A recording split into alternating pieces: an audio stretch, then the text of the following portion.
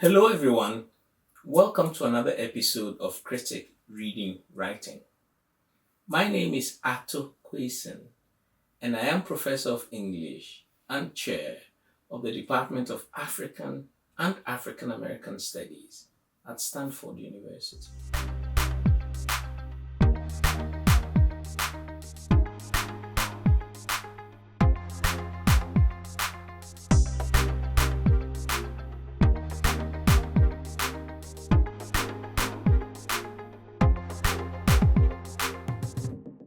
This episode will focus on Salman Rushdie's Midnight Children. We'll see how Rushdie places questions of narrative perspective and narration at the center of his mode of magical realism. Unlike Marquez's 100 Years of Solitude and Allende's The House of Spirits, the reader is persistently invoked by the novel as an implied interlocutor inside of the narrative itself, either in the person of Padma or as someone in a position to approve or disapprove of various parts of the story. The implied interlocutor or reader takes the place of the audience listening to an oral storyteller.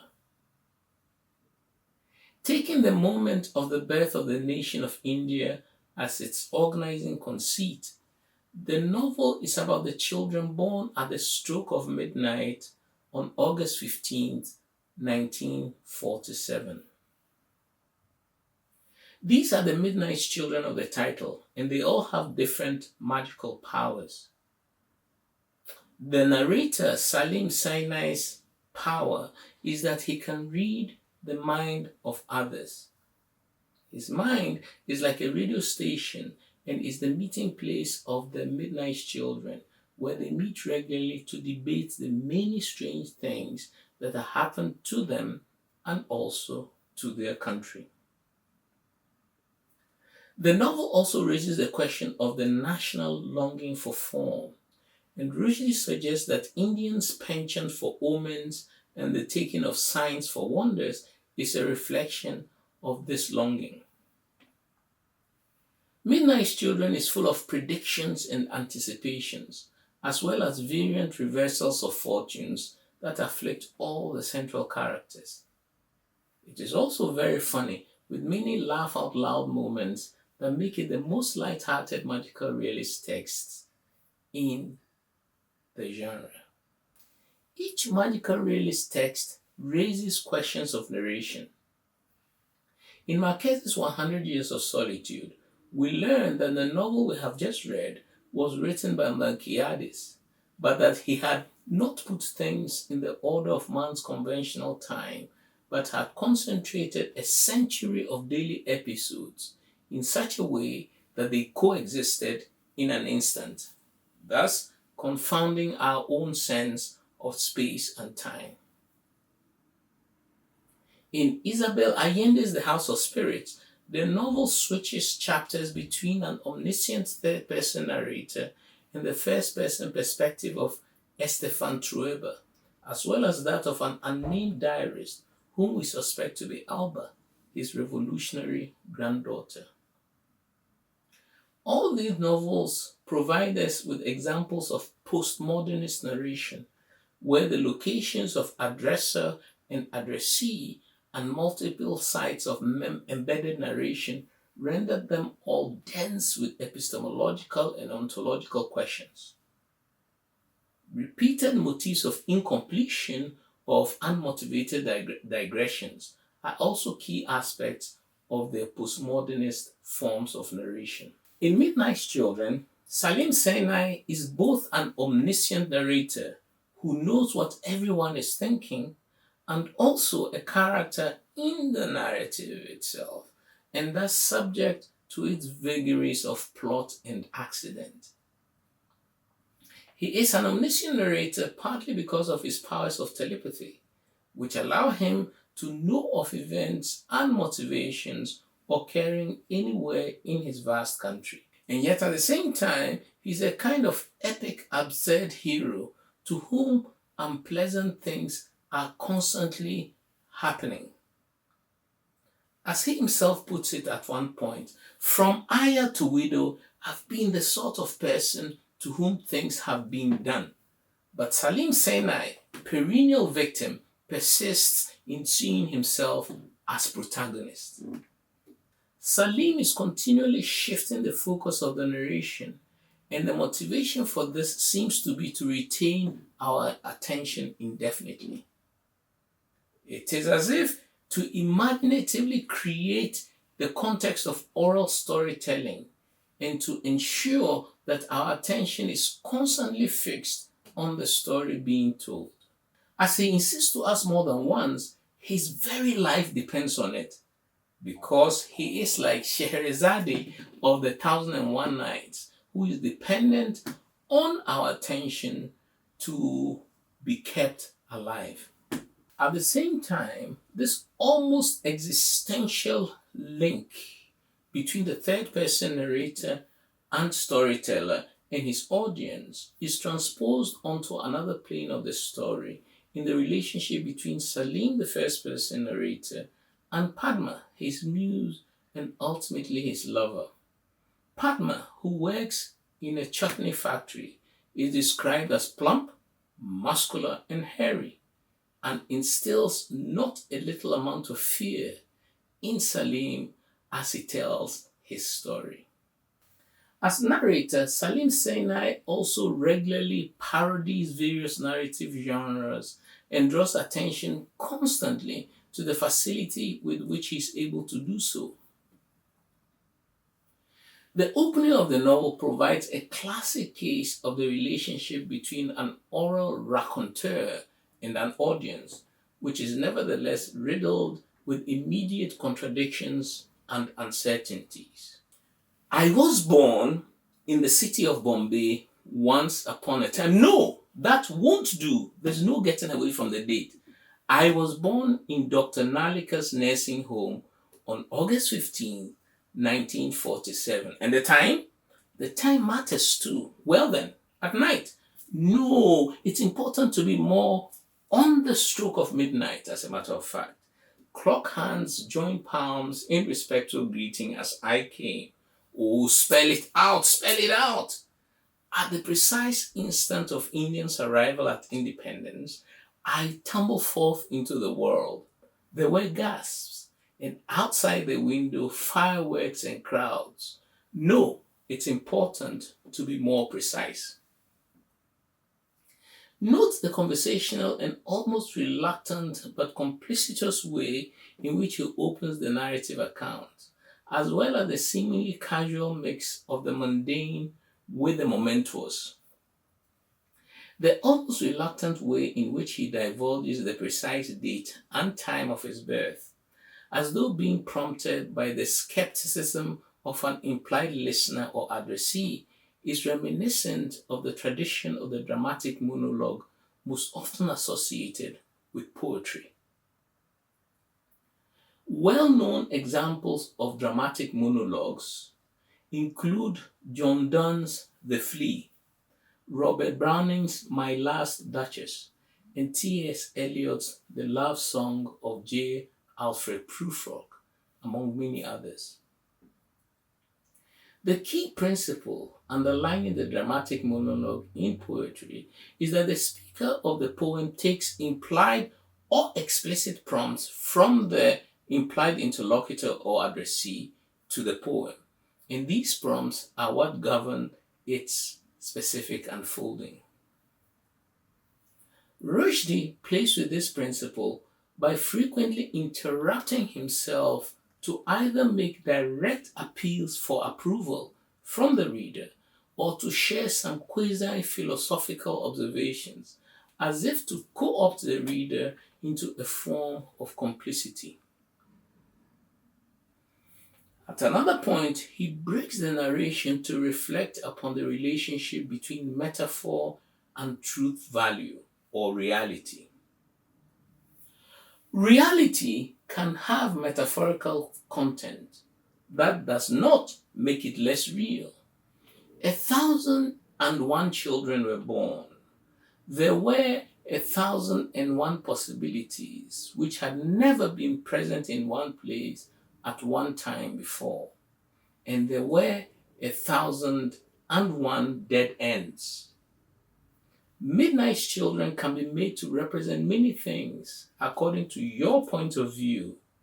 They can be seen as the last throw of everything antiquated and retrogressive in our myth-ridden nation, whose defeat was entirely desirable in the context of a modernizing 20th century economy, or as the true hope of freedom, which is now forever extinguished. But what they must not become is the bizarre creation of a rambling, diseased mind. No, illness is neither here nor there. Even though he seems to be addressing this at the reader interlocutor, in point of fact, it is also a meta-commentary on the entire engine of narration, since many times there is a play of metaphorical free associations that create both humor and consequential outcomes in the story. His compulsion to explain, interpret, and to preempt wayward or irrelevant explanations is almost as if to simultaneously institute a dialogic engagement with the reader audience and to anticipate every form of doubt as to the veracity of the account he is providing. At another point, he shares some philosophical reflections on the game of snakes and ladders. All games have morals, and the game of snakes and ladders captures, as no other activity can hope to do, the eternal truth that for every ladder you climb, a snake is waiting just around the corner, and for every snake, a ladder will compensate. But it's more than that. No mere carrot and stick affair, because implicit in the game is the unchanging two-ness of things, the duality of up against down, good against evil. The solid rationality of ladders balances the occult sinuosities of the serpent. In the opposition of staircase and cobra, we can see metaphorically all the conceivable oppositions, alpha against omega, father against mother. As we noted a moment ago, the novel is replete with metaphors as surrogates of reality. One of the most memorable instances where this occurs is when Salim's dad, Ahmed Sinai, comes down to breakfast one morning to announce that his assets have been frozen by the government. The long-suffering, and in this instance, quite literal-minded Amina Sinai is somewhat skeptical at the announcement and sets out in her own inimitable way to test whether her husband is giving an accurate description of what has just happened to him. And so, this is what we see. Red eyes at breakfast were followed by the shaven chin of the working day, the squeak of a chair drawn up to a desk topped with green leather cloth, metallic noise of a metal paper cutter being lifted, colliding momentarily with telephone, the brief rasp of metal slicing envelope. And 1 minute later, Ahmed was running back up the stairs, yelling for my mother, shouting, "Amina, come here, wife! The bastards have shoved my balls in an ice bucket." In the days after Ahmed received the formal letter informing him of the freezing of his assets, the whole world was talking at once. "For pity's sake, Janu, such language," Amina is saying. And is it my imagination, or does a baby blush in a sky blue crib? "Come on now," Amina interrupts him, her dedication rising to new heights. She leads him towards her bedroom. "Janum, you need to lie for some time." And Ahmed, "What is this, wife? At a time like this, cleaned out, finished, crushed like ice, and you think about, but she closed the door. Slippers have been kicked off. Arms are reaching towards him. And some moments later, her hands are stretching down, down, down. And then, oh my goodness, Janum, I thought you were just talking dirty, but it's true. So cold, Allah, so cold. Like little round cubes of ice. Notice how the scene is first set up telegraphically. Red eyes, shaven chin, the squeak of a chair, metallic noise of a paper cutter, brief rasp of metal slicing envelope, etc. As if to suggest a form of abbreviation of the different elements that lead up to the big announcement. In contrast, once Ahmed Sinai makes the announcement, it is all a rush of words, screams, and sensations until Amina takes matters in her own hands, literally, and reaches down into her husband's pants to verify if indeed his balls have been put in an ice bucket. And it turns out to be true, amazingly.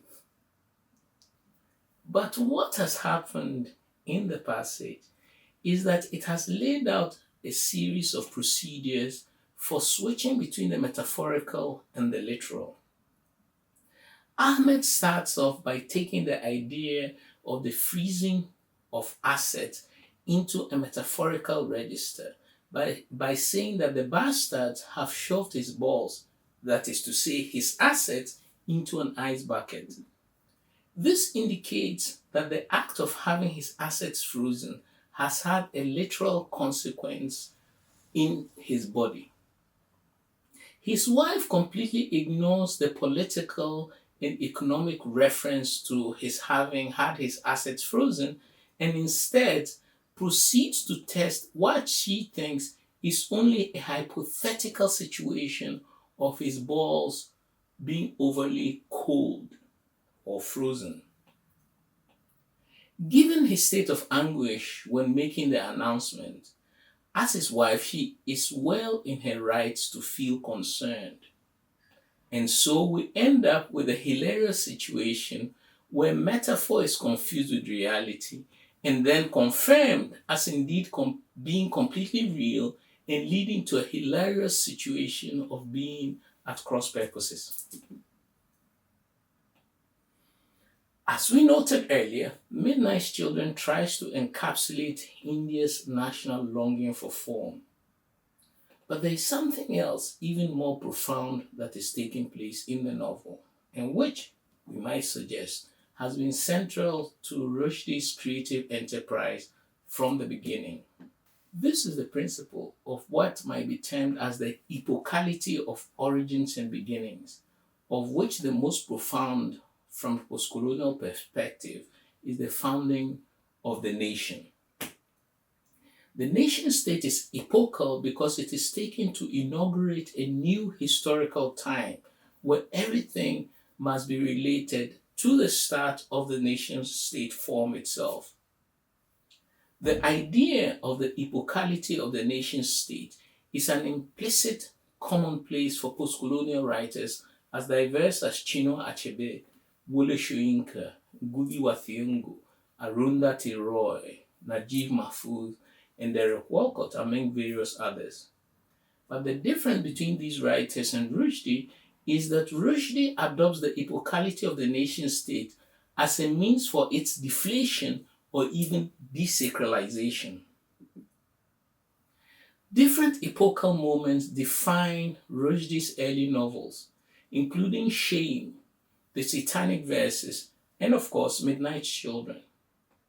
However, we may argue that after the tremendous threats he faced, after the publication of the Satanic Verses, that Rushdie veered away from adopting and then deflating such epochal moments.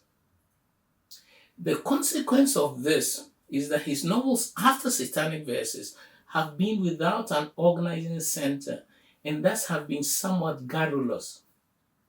We see the same problem repeated again and again in works as different as The Moor's Last Sigh, The Ground Beneath Her Feet, Fury, The Enchantress of Florence, Shalimar the Crown, 2 years, 8 months, and 28 nights, and various other novels he has written.